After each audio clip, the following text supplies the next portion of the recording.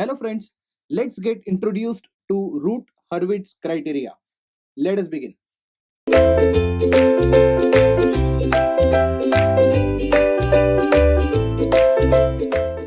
As we have seen in the previous video that the transfer function's denominator polynomial gives you location of poles. For example, let us assume the characteristic equation or a denominator polynomial of a particular transfer function is s plus 1, and let's say we made it equal to 0. Then we get something called as roots. So here, since it is only first order equation, I'll get the value of s value to be minus 1. And if I plot it on left half of s plane, obviously it will get plotted on left half of s plane. In fact, it is a negative real value. So I can say that the system is stable.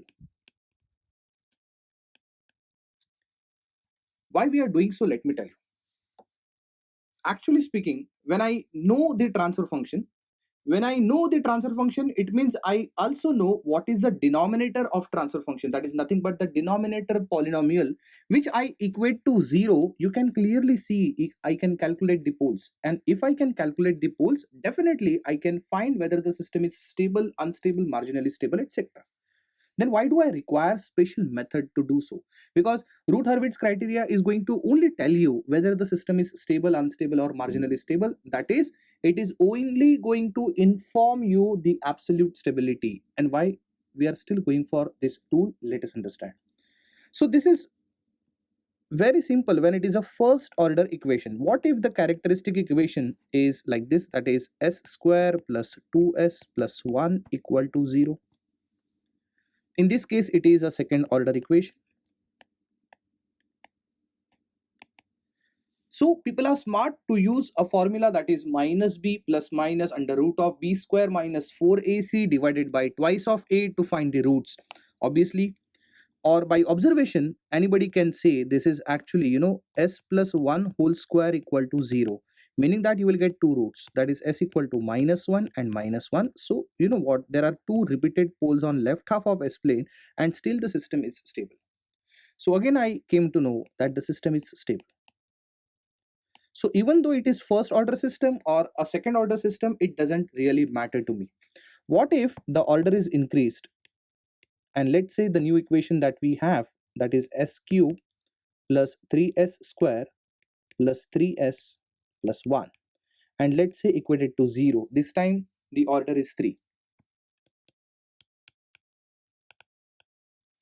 Now if the order is 3, now it becomes quite difficult for some students. But then still, since we have and we are equipped with the calculator, one can use the scientific calculator and get these roots easily.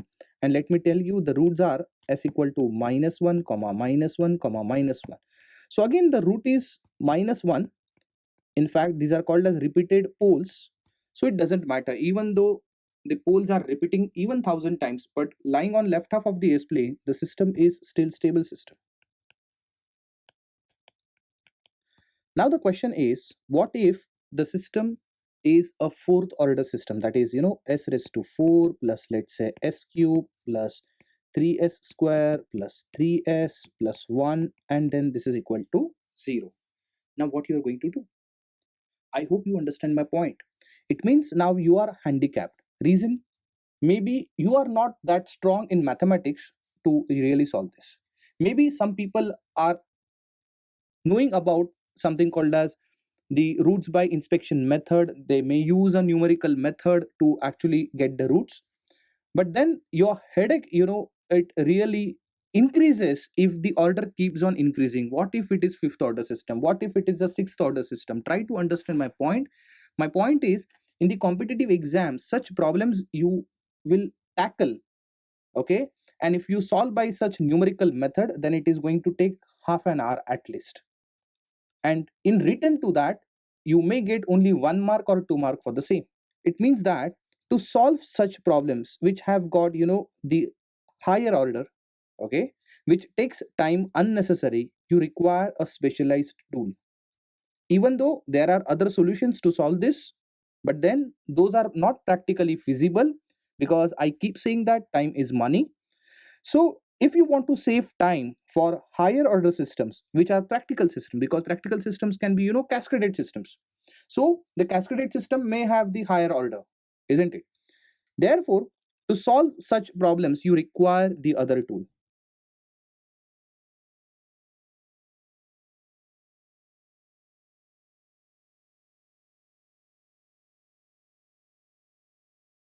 I hope you understand that.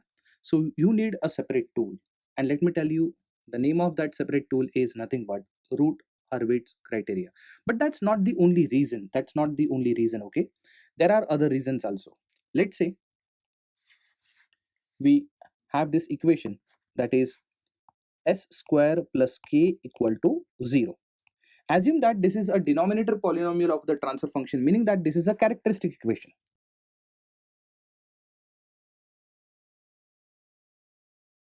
And it is said in the question that you have the liberty to vary your k from 0 to infinity.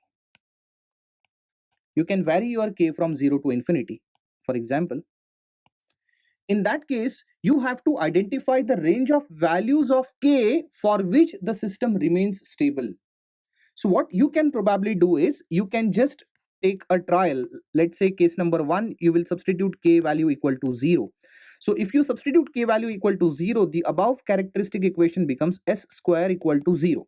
S square equal to 0 in the sense there are two poles at origin, and we have already studied this. Whenever there are two poles or origin or repeated poles at origin, it is unstable system. So we can restrict user to make even k value equal to 0. So what is k? K is nothing but some system parameter. Let us say the user has a control over k where he can maybe rotate some knob and he is able to vary this value of k. We will actually let him know as a designer of the system that you can keep any value of k, but don't substitute the value of k to be 0, or don't set the value of k to be 0. So let's say I'm trying for another value. Let's say k equal to 1. So what will happen? The equation will become s square plus 1 equal to 0. So after finding the roots, you will understand it is plus minus 1j. So plus minus 1j means there are two poles lying on j omega axis, which are called as a complex conjugate poles, right? Such systems are referred to as marginally stable system with omega equal to 1. With omega equal to 1. So with omega equal to 1 radians per second, it is going to have a sustained oscillations. So what if I substitute k value equal to 2? So if I substitute k value equal to 2, it will become s square plus 2 equal to 0. So it will become s equal to plus minus root 2j. It means still it is the marginally stable system with the different frequency, that is root 2 radians per second. So whatever value that you keep ahead now, you will always get complex conjugate pole with a different frequency. I hope you understand my point.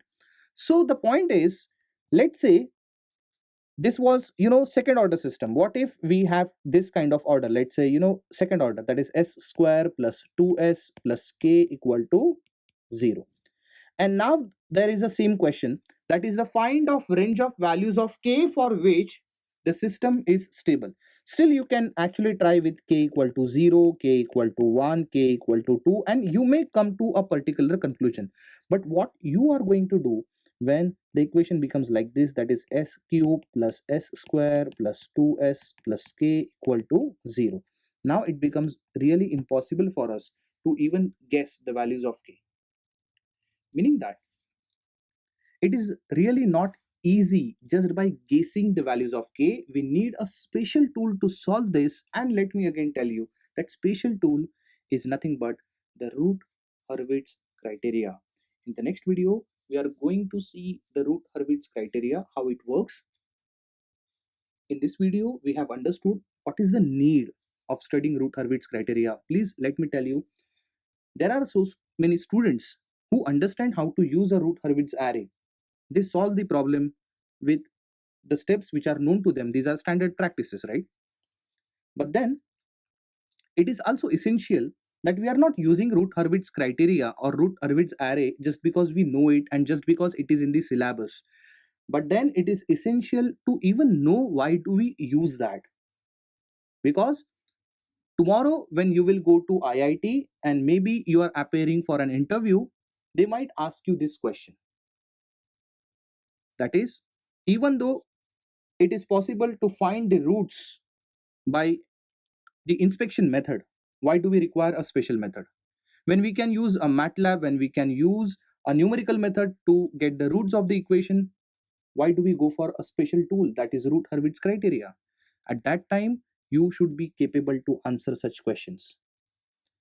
So I'm sure now you got the motive why we are going for Routh-Hurwitz criteria. In the next lecture, as I said, that we are going to really start with Routh-Hurwitz array. Thank you.